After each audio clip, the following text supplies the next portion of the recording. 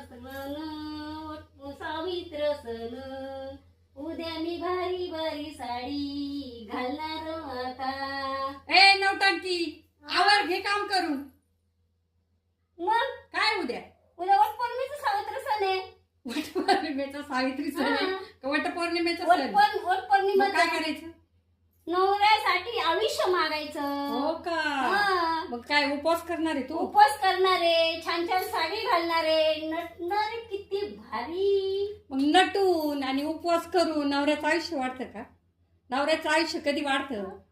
जेव्हा नवरा बायकोची काळजी घेतो, बायको पण नवऱ्याची काळजी घेते, दोघं एकमेकाशी चांगले सुसंवाद साधतात, भांडणं तंडण करत नाही, एकमेकाला सांभाळून घेतात, हा संसार आहे, तेव्हा त्यांचं आरोग्य चांगलं राहतं आणि आयुष्यही भरपूर असतं. ते करायचं.